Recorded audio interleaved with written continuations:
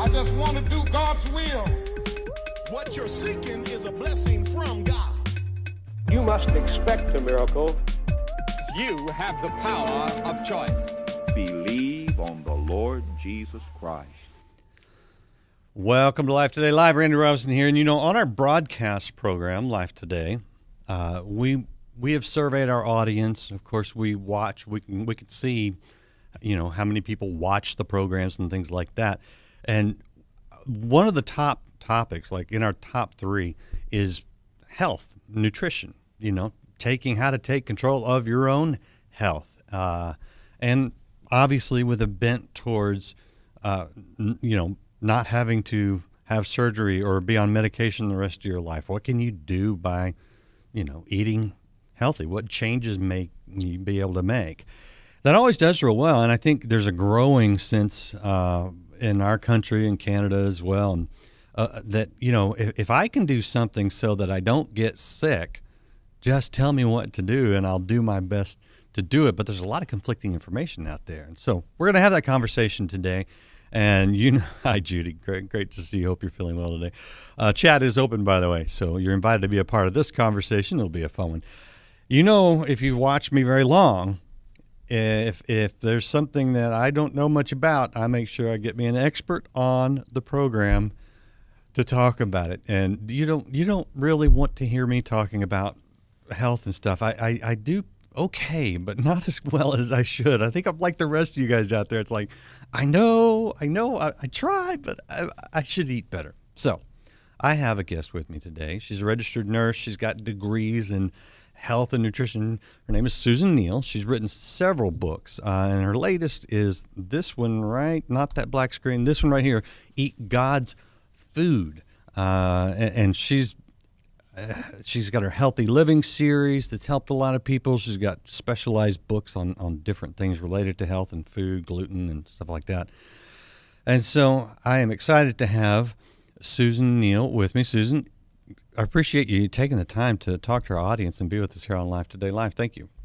Thank you so much, Randy. Before we get into some of the details and the questions, and I'm sure I'll get some questions in the chat and things like that, and I have my questions, I'd love to hear a little bit about why you do what you do, because it's not just academic for you. This is your life. Yes, it is. It is. And it was 11 years ago I lost my health. And it started with an abscessed tooth. And I had 10 medical diagnoses, 2 surgeries in a year's time. So I went for 49 years. I had great health. And then it was gone.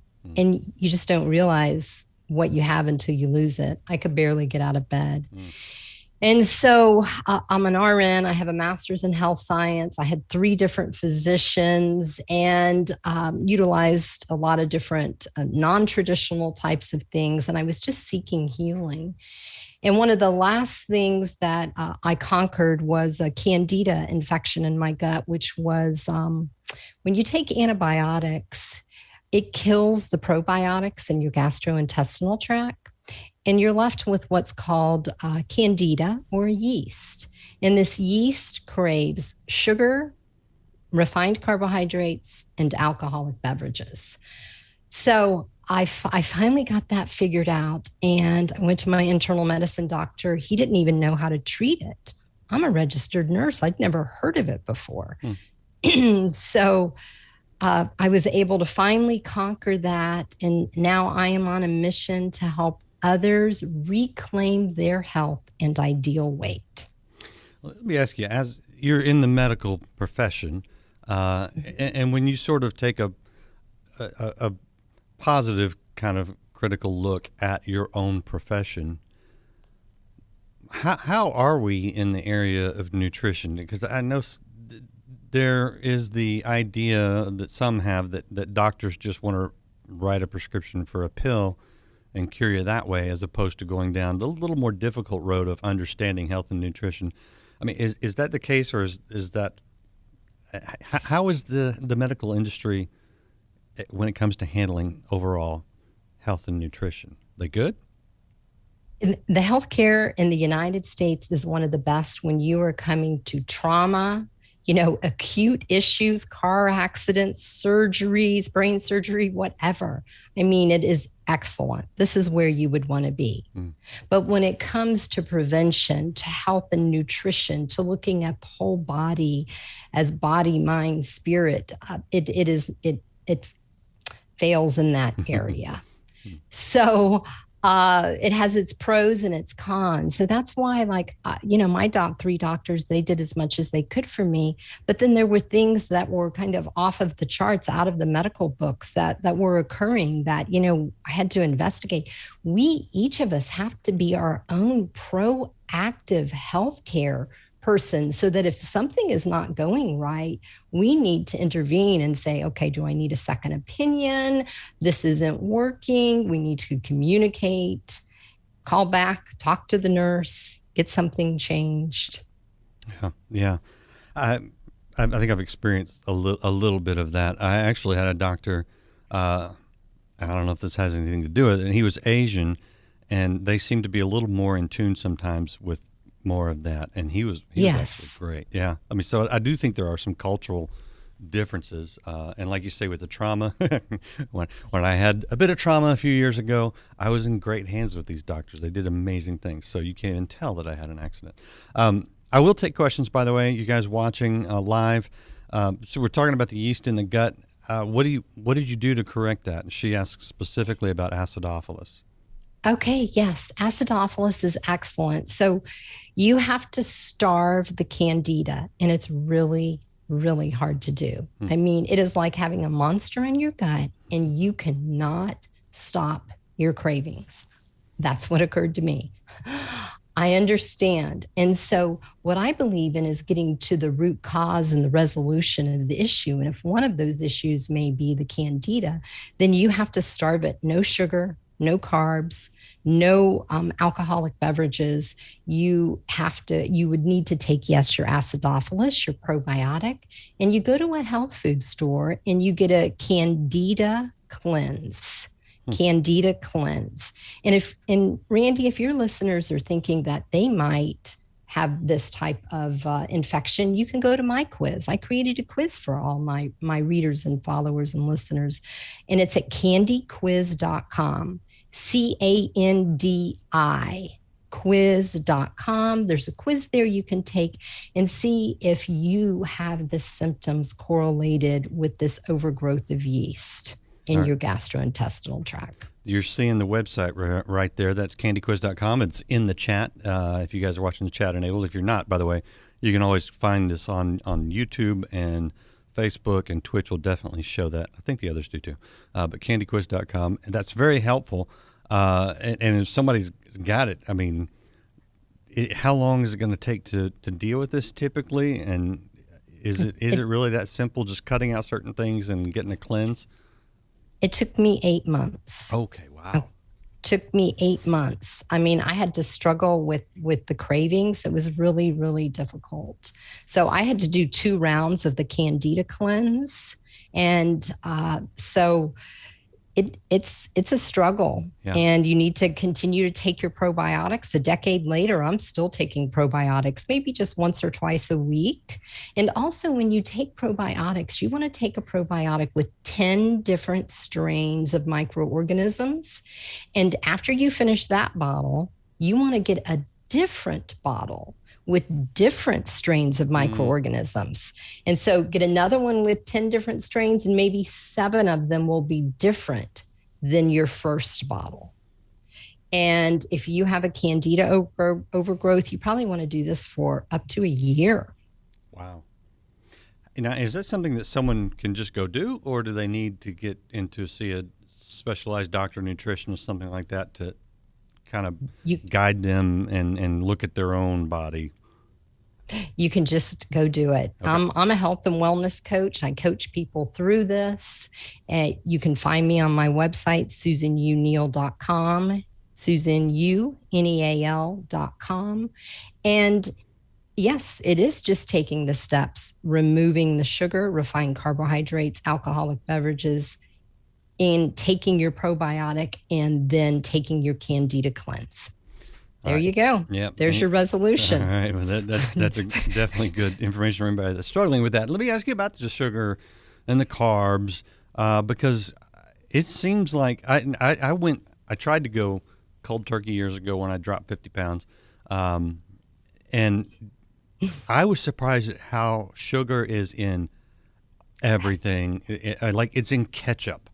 And I was like, how do I cut out the sugar and, I mean, the carbs? I love bread, but that's a hard thing. How do we need to just scale way back? I mean, it seems like the sugars are a problem, especially the refined sugars in our country, in our foods. So I try to make things simple. And what I say is look at your plate and eat God's foods. So God's foods are foods that come off of the farm and off the ranch. And if you can identify it as a baked potato, eat your baked potato. That's God's foods. It's perfectly fine. But if it's been shredded up or it's been sliced and fried into a potato chip, don't eat it. So don't eat out of boxes and bags.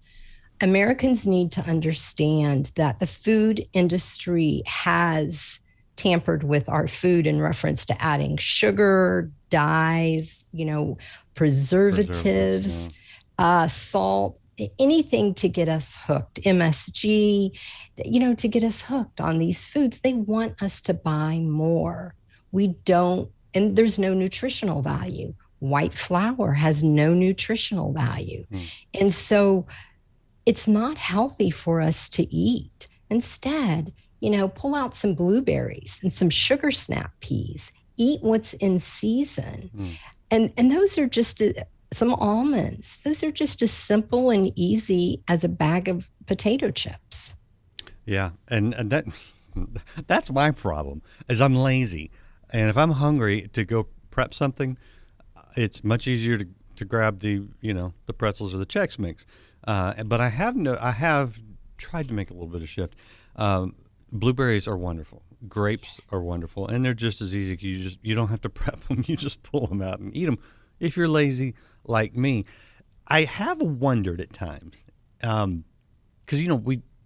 we live longer than ever now, yet we eat more processed preservative stuff than ever now. Do our bodies not just adapt, or no? No, that's why 60% of Americans suffer with the chronic disease. 60%. And 40% suffer from obesity. If we were to all switch and only eat God's foods and not the food manufacturers' foods, I believe those statistics would be reduced. And those statistics are from the Center for Disease Control. Sounds like they're not doing their job. All right. I want to show people the book again. It's called Eat God's Food. And this is just kind of basic, how to be healthier. Walk us through some of the, maybe the easiest ways that we can make some lifestyle changes. You mentioned, switching to eating almonds instead of potato chips, something like that, which I love almonds. That's good. What are some other things that are kind of common that people could do that would change things fast? You're holding up a glass of water. Water. This is what God gave us to drink, right? So don't drink carbonated, don't drink the sodas, drink water. And you need to drink half your body weight in water. So if you weigh 200 pounds, you need to drink 100 ounces of water per day. It's a lot. Yeah. So that's one thing. And what is it that you have beside you there? Is that coffee? Yes, and coffee grows. It grows natural, very natural. That's right. But is it like a Frappuccino, or does it have all the pumps of sugar in it from the coffee shop? No, this is not from a coffee shop. This is from my house. Has a little creamer in it, but it's basically whole milk and coffee and a little bit of creamer to, sweeten. Great. So no sugar. Well, yeah, the creamer's got a little sugar. Mm-hmm. So that's the only thing bad. I mean, you can't be perfect. Yeah, don't try to be perfect. Try and eat well 80% of the time. If you try and eat well 80% of the time, then you are, improving. Most people are improving how they're eating. So, but I'm just saying, don't go to a coffee shop and get some kind of a caffeinated beverage that is loaded with sugar and dairy, because that is unhealthy. That gives you lots of calories. It spikes your blood sugar. We have so many people who are getting, type 2 diabetes these days. So we need to, rein in our sugar. And recently, the American Heart Association came up with recommendations for the amount of sugar that you should have per day. And for women, it's 24 grams of sugar a day. And for men, it's up to 36 grams of sugar a day. And if you get, some type of soda, you may be drinking 30 grams of your sugar in one beverage. What about the diet sodas? Because I will say that if you looked at my diet, I'm sure the one thing that you would just go red flag is the diet soda. No sugar, though. No, but it messes with the brain. And that is dementia and Alzheimer's on the rise. Those artificial sweeteners are not healthy. They are do something to our brain that is harmful. I would stay away from them. I would avoid them. Brain health is just so important, and Alzheimer's and diabetes, Alzheimer's and dementia are on the rise. So no, stay away from it. Stevia is just fine. If you want to use honey in your tea or your coffee, that's fine. Okay. All right. Well, see, you're touching on something though, because I feel better when I have my diet soda or my coffee right in the morning. I have, and I think a lot of people do, if you're honest, I have sort of an emotional attachment to some of the foods. That's harder. It is. I think that there's like about 4 different root causes for really eating in a manner that you don't want to. And one of them is, like I said, the candida overgrowth, and the other is emotional eating. And so I wrote the book 7 Steps to Get Off Sugar and Carbohydrates to help people. But then my readers were like, I'm still emotionally connected, Susan. So I wrote Christian Study Guide for 7 Steps to Get Off Sugar and Carbohydrates to help them break that emotional connection. All right. Here, you said though that we're eating things we don't want to. Here's the problem: I want to. I enjoy certain things that come in bags, and that's the hardest part. Really, is I enjoy it. I'm not gonna lie about it. I'm not gonna pretend that I don't want to eat that way, but I just no. I want to eat bad some of the time, and we do. Here's a question for you though, because I'm also very good at taking my vitamins, and I don't get some of the over-the-counter stuff that is has the thick coating on it. I get a good vitamin that's going to break down. Someone's asking about B12 when you're talking about brain health. What about, can these supplements? Because to me, look, let's be honest. I take the supplements, the vitamins, because I know that I'm not getting it in the food I eat. Is that a fair trade? Oh, exactly.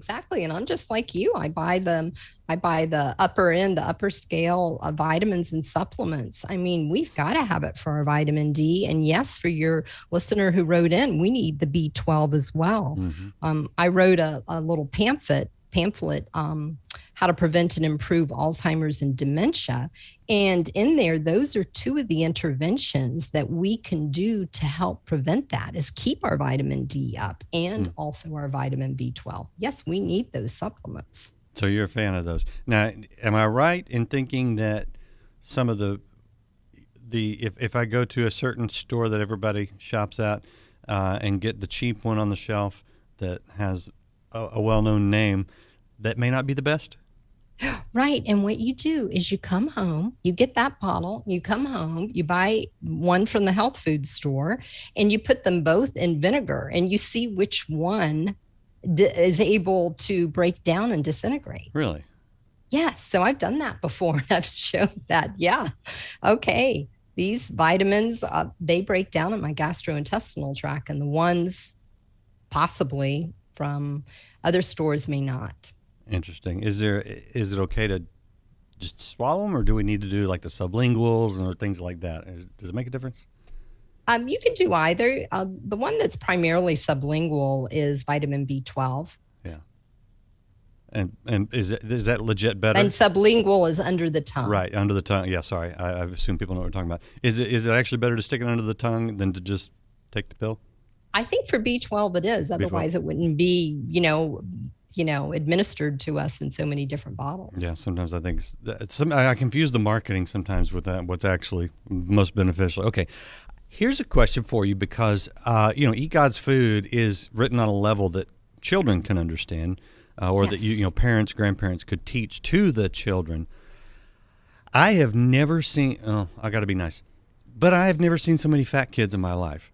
We seem to have like a really serious obesity problem in the West. And what's funny is I've been to other places around the world, and the more kind of westernized they get, the more they get the Burger Kings and I don't mind calling it. They get the Burger Kings, get the Coca-Cola.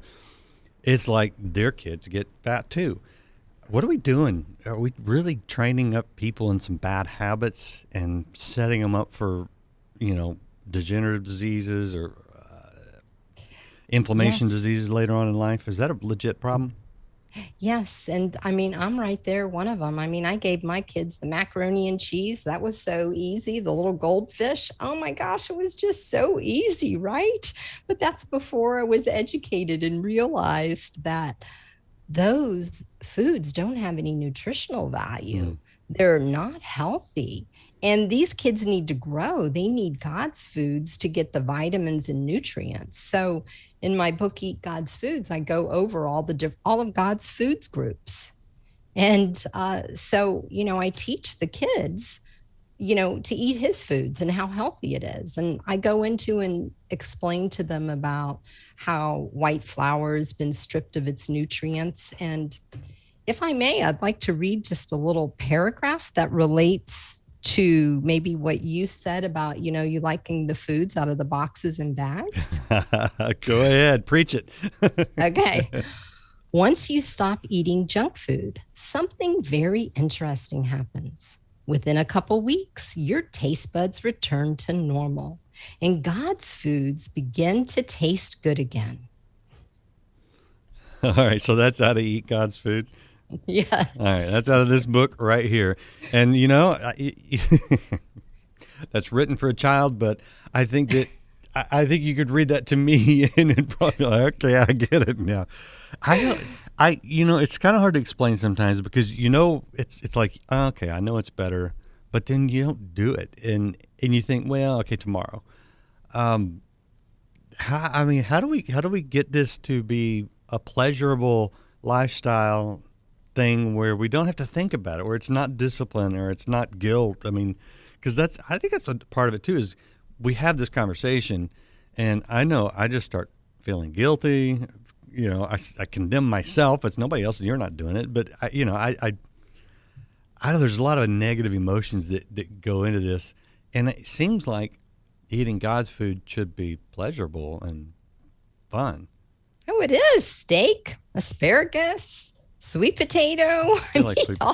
All of that is just wonderful. It is. Salmon.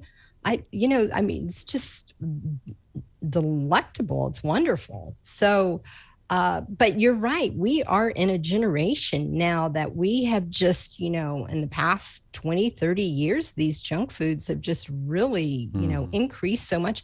And that has contributed to the childhood obesity epidemic. We have 19% of children from 2 to 17 who are obese in the United States. And that just breaks my heart because you're right. It sets them up for the inflammatory or type 2 diabetes, and also like bullying and such. So we are in this cycle. And I think to break it, we need to be educated. If we understand, and kids are so smart. So I've been teaching adults through my book, 7 Steps to Get Off Sugar and Carbohydrates. And I thought, you know what? I want to affect the younger generation because they are so smart. Their brains are like sponges and they can just absorb all this and understand what foods are healthy and what foods are not. Let me ask you this, because I talk about my emotions when it comes to food. How does your diet actually affect your mood and your emotions? Okay. So when you eat a high sugar food, woo, that your blood sugar goes up, and then insulin has to be released out of your pancreas. And then you go down and it bottoms out. Have you ever felt that after you're just like, you feel like you don't feel good. Yeah. You're grumpy, you're irritable, you're snappy, you're not as nice as you normally are. You don't feel like doing anything. And so that affects our overall demeanor because of the foods that we eat, and the sugar really does it. Yeah, I will say when I lost the weight, I cut out all the deep fried foods. And the first time I ate French fries in years after that, on the road somewhere in some small town, like my choices were not good, I felt awful. And I went, I don't even enjoy this anymore. I'm sensing, and I've experienced it, you enjoy eating God's food. You'd rather have that. Oh, yes. It's delicious. Yes. Blueberries are ripe right now. I have a bowl in the refrigerator. We have some at home, too, so I'm with you on that. A couple of quick questions real quick, because I know people wonder this. The genetically modified foods, should that be a concern?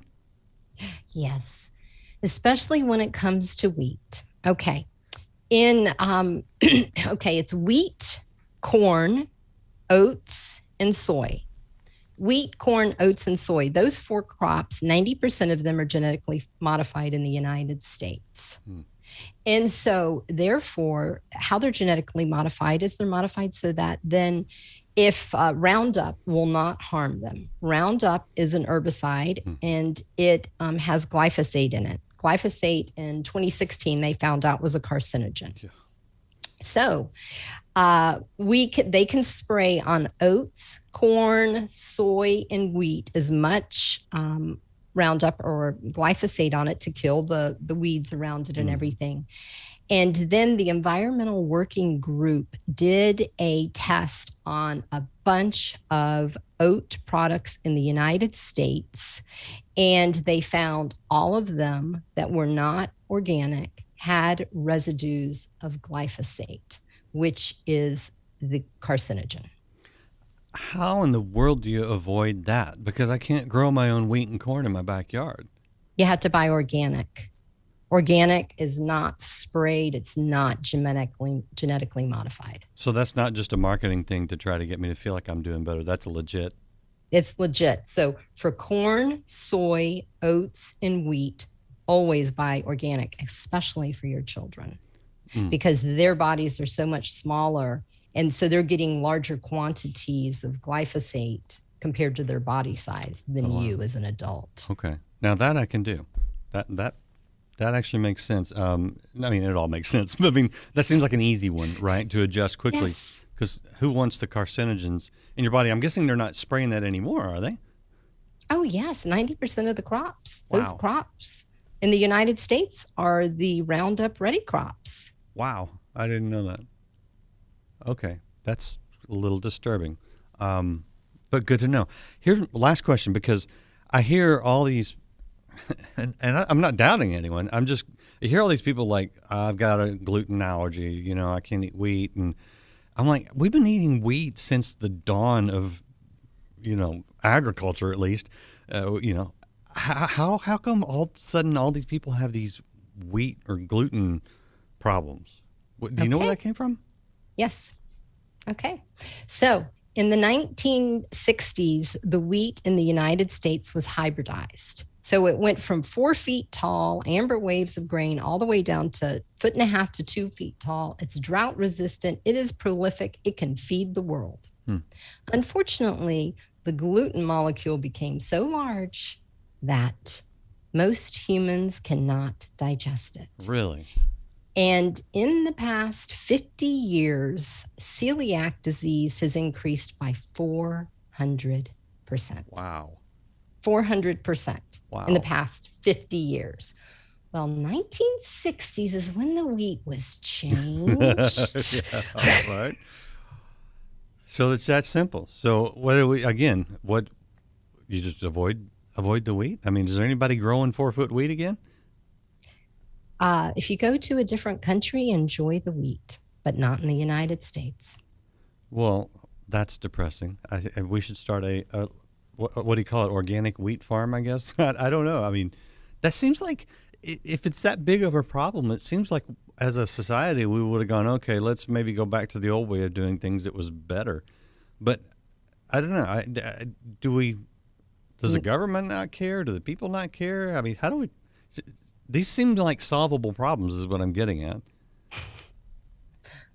I'm just one person, but there is an organization. It's called Environmental Working Group. I think it's .org, and it's really proactive about that. Okay. So, and it even looks at like our water, and if we have different chemicals in our water, you can even put your zip code in there and check your water. And what was that? Environmental Working Group. I think it's .org. Something O-R-G. Okay. Last question, because I know you also have another quiz for people that may or may not have a gluten intolerance of some form. Explain what you get at glutenintolerancequiz.com. Okay, so just like the candy quiz, I want to help y'all to figure out if you may have a gluten sensitivity.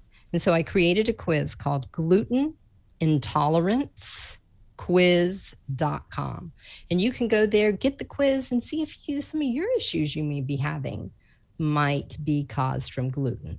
I'm gluten sensitive, and what it does for me is it causes foggy brain and lethargy. So I am just, the next day I'm just kaput, just not good for hardly anything. Interesting. So, and that isn't any kind of digestive issue. Yeah, and you just don't know the difference until you do a little research, do a little quiz, kind of. Yeah. Right. Crazy. All right, this is great information. Do you get the reaction that I'm feeling right now, which is like a little bit of overload? It is. Yeah, yes. Right. You know, and we did a lot of different topics and issues you covered. So it is overload. You know, I would tell people if you just want to change one thing, or I'd say two things. One is drink your water, and 2, take a probiotic. Okay. So doing those 2 things will help get your gut, because we need to get our gut healthy. If you get your gut healthy, then it's going to be easier for you to tame your appetite. Okay. That's good. I like it when you make it simple for us simple folks. Susan Neal, I appreciate the time, the information. This is helpful. Is there anything else you want to mention before I let you go? Just remember to look at your plate and eat God's food. I hope God's foods are tacos, because it is Taco Tuesday here in Texas. I would just put them on lettuce instead of the taco shell. Yeah, okay. And that's good too. Lettuce wraps are fabulous. So, all right. Yes. All right, fun things. All right, people out there, be sure to check out Eat God's Food right there, and the websites. I think I put them all in the URLs. Gluten Intolerance Quiz if you want that. The Candy Quiz for the Candida. And you can check out Susan Neal's Healthy Living Series. Of course, this book that you're looking at right here. And you know what I didn't show? Let me click a few buttons real quick. I will show her website. And I forgot to ask you, this is one of my rules when you're on the program. If you have a URL, SusanUNeal.com, you're using your middle name there, and we need to know what your middle name is. Oh, it's Ulrich. It's my maiden name. Ulrich. Okay. Nice. Okay. I wouldn't have guessed. Susan Ulrich Neal. SusanUNeal.com. You can check out her website. It looks like this. And just do something, right? Just do something to get healthier, and you'll feel better, and you'll be better, and you can teach others to be better, and that's what we're all about here. So again, Susan, I appreciate your time and your insight. Thank you very much for being here with us. Thank you. Appreciate you guys. Hit subscribe, hit follow wherever you're watching, hit like, and come back, because we're just here to help. This is, I don't know. I try to make my life better by bringing people on that have great information and passing that on to you. And we've got more of that all week, this week, next week. We're booking into the summer, so keep coming back. And if you make sure you subscribe and follow, you get the notifications. And we'll have a better life. Judy, feel better. Edward, thank you for being here. Appreciate all you guys. We'll see you next time here on Life Today Live. Now, ladies and gentlemen, it's my happy privilege and pleasure to present the man that God has raised up with a message for your deliverance. There is no distance in prayer. You don't have to go anywhere or be in any specific place. It is the believing of the heart. It is faith in God. You believe it, say amen.